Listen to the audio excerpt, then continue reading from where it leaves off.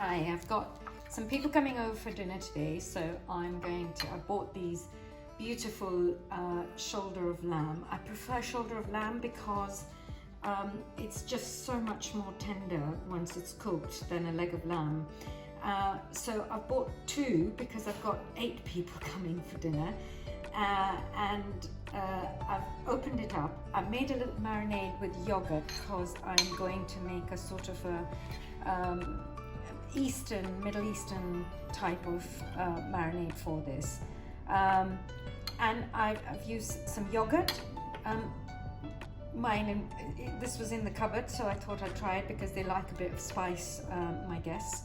So I'm using steak and seasoning, and I'm using my trusted za'atar, some salt and pepper in there. So I've made most of it up here before.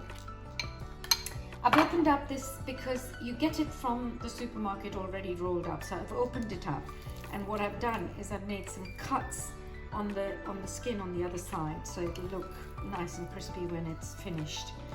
And I've opened it up, and I'm going to now make sure that all the bits are nicely covered in the marinade. I've already done that with the other one, so I thought I'd show this to you while I was doing it. And this is nicely marinated now, and into all the crannies and the nooks. And I'm going to roll it, make sure there's more marinade on as I roll it, and save some for the outside. Now I'm just going to use these strings that came with it, and I'm going to slide them back on in roughly the same places where they were, making sure that, you know, I'm sort of keeping it nice and stable, so that first one is quite near the back, and here comes the second one. I'm just trying to hold it all together, and then the third one. There is another fourth one hiding under the cap of that za'atar bottle, and the last one. Now, there we go. That's looking nice and tidy. And just make sure it's tidy from this end as well. And any leftover marinade, just using my fingers to get in there nicely. And right, it's ready to sit in the tray. But before I do that, I've just got some thyme I need to use up. It's dried thyme, and I'm just going to nip it into these cuts that I'd made to enhance the flavor. And I'm just going to tuck them in so they don't fall off.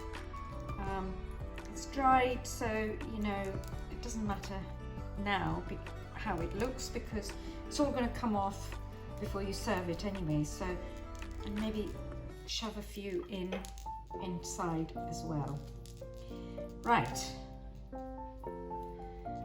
now I'm just going to move these things out of the way and show you what I've done with my other leg of lamb, which is ready. And you notice what I've done is I've sliced an onion, topped and tailed it. I've got one red, one white, and I'm just going to sit the other one alongside that, facing the other way. And I'm just putting it on the onion because it kind of just cooks it underneath properly and keeps its moistness. And there we go. They're sort of back to front, facing each other. That will be plenty of lamb to see us for leftovers as well for a few days.